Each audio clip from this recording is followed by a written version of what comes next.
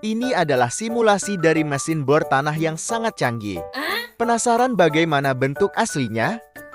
Like dulu yang suka nyekop di malam hari. Oke lanjut. Inilah bentuk asli dari mesin pembor terowongan yang sangat besar.